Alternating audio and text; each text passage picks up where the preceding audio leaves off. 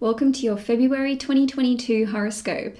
My name is Cailin, and today I'm going to be covering the major transits for the month ahead using tropical astrology and the whole sign system. I strongly recommend that you watch your horoscope for your ascendant sign first and foremost, and that is because the ascendant sign will be the most accurate for you overall, generally speaking. Having said that, the sun sign horoscope will tell you more about your life goals and your career, whereas the moon sign horoscope will pertain more to your family and your living circumstances. So if you've got time to watch all three, go for it. Now, lastly, before I get into your horoscope, I just wanted to let you know that I still have my 2022 yearly horoscopes available for purchase, so I will leave a link in the description box below. And now let's get into your horoscope. Hi Aries, Sun, Moon and Risings. Welcome to your February 2022 horoscope. Before I get into your reading today, I just wanted to pull an animal spirit totem card just to see what energies are going to be with you for the month ahead. And we've got the tiger. So this card makes me think about your ability to camouflage. So there may be some sort of situation where you feel like you have been overlooked and there's been something that has impeded your ability to stand out from the crowd. So perhaps a business idea of yours has not been listened to by your co-workers or by your boss, or this could show that you're about to be in the spotlight for something and there's some sort of hesitation or resistance from you because you feel like you are not ready for all eyes to be on you. And now let's get into your horoscope. On the 1st of February, there will be a new moon in Aquarius at 12 degrees in your 11th house. Now, the ruler of this new moon is Saturn and Uranus. So we've got Saturn being conjunct the new moon at 15 degrees, and this new moon will be making a tight square to Uranus in Taurus in your 2nd house. So essentially, new moons indicate a new chapter or a new beginning taking place somewhere in our lives. The fact that this is occurring in your 11th house and that it is strengthened by its conjunction with Saturn shows that you are able to plant the seeds for some sort of new long-term goal or dream that you have been thinking about pursuing. Now, this could be connected to organizing a large-scale event, your involvement in a community project or a political party, or you could be looking at joining a new group or community. Now, this can be accompanied by some sort of dramatic change in your values. And I'm saying this because of the square to Uranus in your 2nd house. The 2nd house represents your values as well as your finances and resources. So people in your community, as represented by the 11th house, may be quite shocked by some sort of new goal that you are announcing to these people. On a different level, your career could be affected by this long-term goal or dream, and that is because Saturn rules over your 10th house as well as your 11th house. And the 10th house is connected to your vocation and your life goals. So it's highly likely that this new goal or dream is connected to some sort of creative ability or talent that you have. And I'm saying that because this new moon will be making a semi-sextile to Venus at 11 degrees in Capricorn. So whatever new goal that you have, despite people's resistance to it at first, just know that this is for your best and highest good and that it is very supported by your natural talents and gifts. Now, the 11th house is connected to social media. So perhaps you are launching some sort of new social media account. Or if you already have a following, there could be some sort of new initiative or goal that you are announcing to people who follow you. And again, this could be seen as quite jarring or radical, or there may be some resistance to it at first. Just remember that the 11th house, as well as Uranus, is associated with trend-setting behavior and being ahead of the curve. So whatever new idea or initiative you are launching into the world, just remember that usually people will be resistant to something that they don't understand or to new concepts or ideas. But you guys are ahead of this curve, as I mentioned, and this new moon is making a sextile to you as an Aries sun, moon or rising. Now, on the 9th of February, we're going to see Mars in Capricorn in your 10th house, trining Uranus in Taurus in your 2nd house.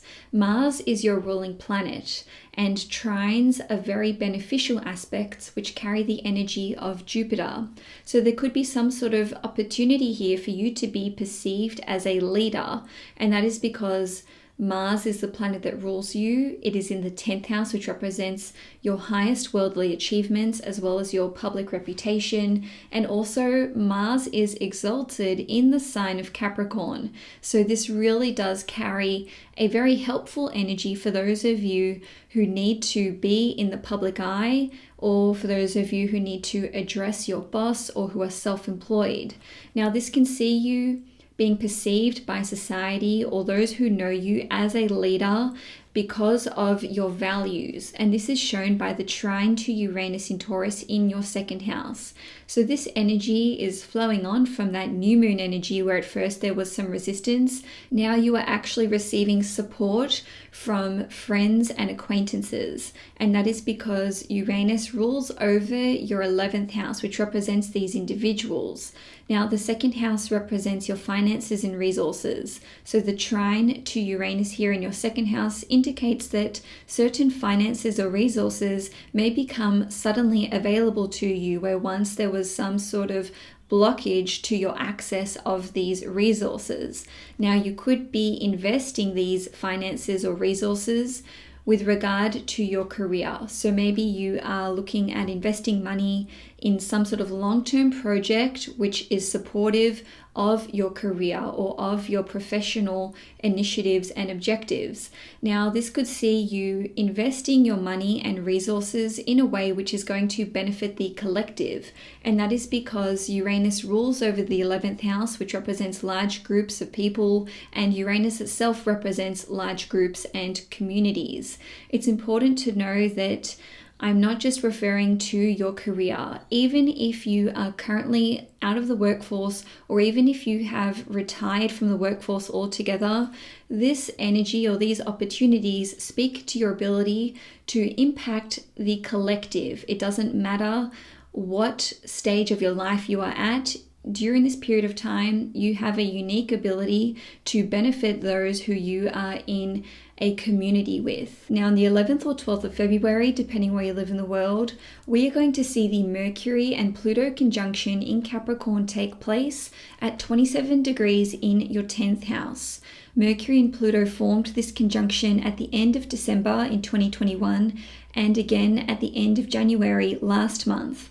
So this is really about you integrating those lessons. So if you cast your mind back to the end of December and the end of January, there may be some themes that are arising once again around the middle of February. Now, this can see you experiencing the psychological effects of the deepening of your concentration. And I'm saying that because Mercury represents your mentality and Pluto can indicate you having a very intense, almost obsessive focus on something that you are trying to achieve with regard to your career or to your life goals. Now, this can show that your mentality or your perspective may be on display when it comes to your friends, your colleagues, and especially for those of you who happen to be in the public eye. And I'm saying that because the 10th house is the most visible house in our natal chart. So for those of you who are trying to camouflage, like I mentioned at the beginning of the video, there won't be anywhere for you to hide while Mercury and Pluto are forming this conjunction in your 10th house. More specifically, this speaks to anything that you are putting in writing or anything that you are communicating. So this can be an article that you've written, some sort of blog that you may have written, or perhaps you are giving some sort of speech or addressing people in a meeting, or for those of you who are speaking to a larger audience, your words will have a very, very powerful, if not hypnotic effect around this particular point in time. So if you are actually trying to help people transform their lives in some way, I would pick this date, which once again is the 11th or the 12th of February, to launch some sort of communications piece or to give a speech. And this is doubly emphasized by the fact that the 27th degree in astrology is the Gemini degree. So this carries a very powerful ability to impact people with your words. Now, this can show that there is an opportunity here for you to showcase your ability to think critically and to not be manipulated by news sources or by other people's desire to impact how you are thinking. And I'm saying that because Pluto has a very hypnotic quality, and it is also associated with manipulation. So Pluto in conjunction with Mercury can show manipulation through communications, news, media, and anything that you are listening to or reading. So please be very, very careful about whom you communicate with around this point in time. And I would also advise you to be very careful about watching any kind of address from a public figure in society. So if there is a politician or if there is someone who is in the public eye who you're not very sure about their intentions, I would avoid actually consuming information about this individual around the middle of February. Now, on a more personal level, this conjunction presents a very powerful opportunity for you to refine your focus and your attention to detail when it comes to how you want to be perceived in the public eye, when it comes to what you want to focus on for your career or for your vocation. And this would certainly be an amazing time for you to gain clarity when it comes to your life mission. And also, there may be some sort of test here for you with regard to how dedicated you are to pursuing your life goal or your life mission. So you may feel as though there's some sort of curveball that has been thrown your way, but really this is a test from the universe to really just test your resolve and see how committed and dedicated you are to this trajectory for your life goal and for your mission in life. Now, on the 16th of February, there will be a full moon in Leo at 27 degrees in your 5th house. Now, this full moon will actually be making an exact inconjunction to Pluto in Capricorn at 27 degrees in your 10th house. Full moons indicate the ending of a chapter in our lives, or it can indicate a situation reaching its peak. So given that this is occurring in your 5th house, there may be some sort of creative project which has reached completion and which is now ready to launch into the universe. Now, with the launch of this creative project, there may be some sort of distraction or misdirection when it comes to how you are perceived in the public eye. Now, I don't want to freak anyone out. It is still the right time for you to launch this artwork, but this in conjunction to Pluto in your 10th house simply indicates that people may be focused on the wrong thing. So just as an example, maybe you have finished a collection of paintings and there was some sort of intention that you had, or maybe there was some sort of deeper spiritual meaning that you were experiencing while you were painting these paintings, and now you've launched them out into the public and they are focusing on the wrong thing, or they are gleaning some sort of spiritual meaning which was very, very different to what you experienced while you were painting them. The important thing to note here is that once you launch some sort of creative project into the world, you no longer have any business in determining how people perceive that work, because people are going to get what they need from something in that moment and at that specific point in time.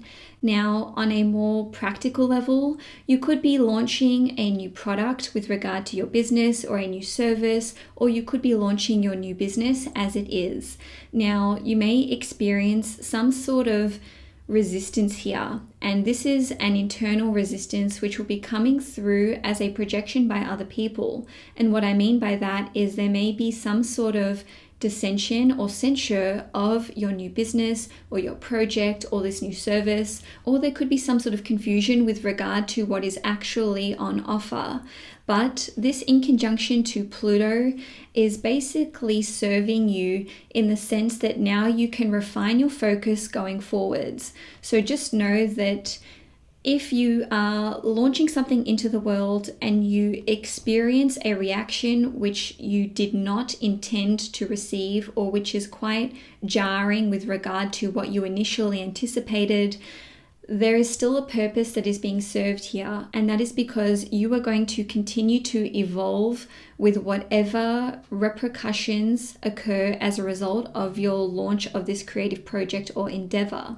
Now, lastly, with this full moon in your 5th house, you may experience some sort of misunderstanding or disagreement with your romantic partner, if you have one, or someone that you're dating, or it could be with your child if you have children.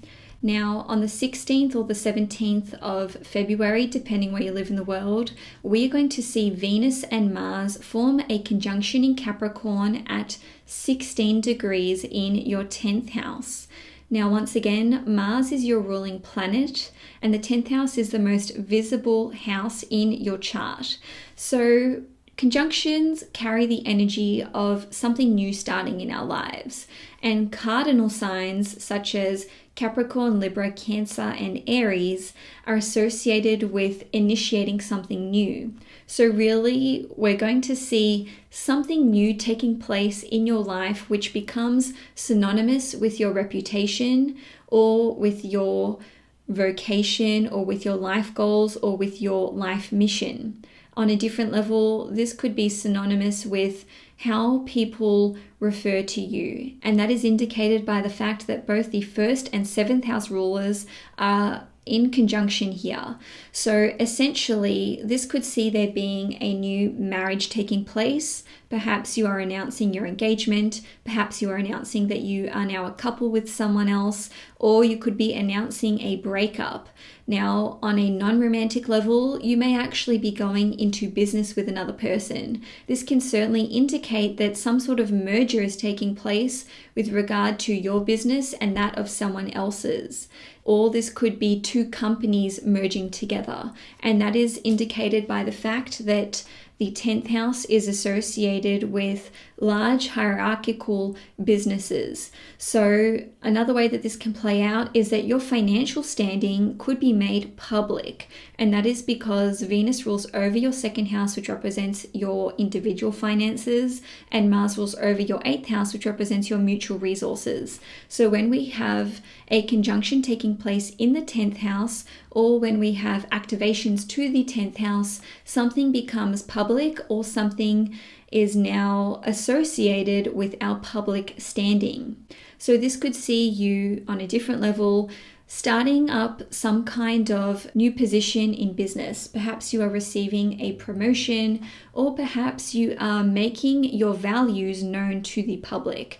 And that is because Venus rules over the 2nd house, which represents your values, and Mars is your ruling planet. So maybe you feel like there is some sort of announcement that you need to make, or some sort of very clear stand that you want to make known with regard to how people perceive you and speak about you and view you. Now, lastly, for the month, on the 24th/25th of February, we are going to see Mercury in Aquarius in your 11th house, making a square to Uranus in Taurus in your 2nd house. Now, although square aspects carry some sort of challenging energy or tension which we need to overcome, I just want to make you aware that also around the 24th and 25th, Mars in Capricorn will sextile Neptune in Pisces, Venus also in Capricorn will sextile Neptune in Pisces, and Mercury in Capricorn will sextile Chiron in Aries. So despite this square aspect, there is a lot of supportive energy around the end of the month. And of course, Mars is your ruling planet, so this really will have a positive impact on you despite the challenging circumstances. So with Mercury in your 11th house squaring Uranus in Taurus in your 2nd house, this indicates that there could be an argument which takes place over money, resources, or your values. And that is because Mercury represents communications. Square aspects carry the energy of Mars, which represents arguments. And of course, the 11th house represents friends, acquaintances, business contacts, and it also represents older siblings, and of course Mercury itself represents siblings. So once again, you could be arguing over money, resources, or your values.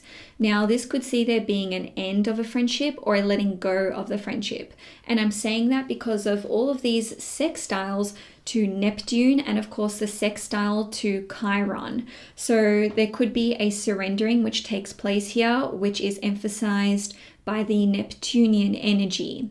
Now, on a different level, this aspect may not necessarily indicate that other individuals are involved. It could be that you either have to let go of an old dream or project, or there could be a sudden opportunity that comes up that you are not prepared for.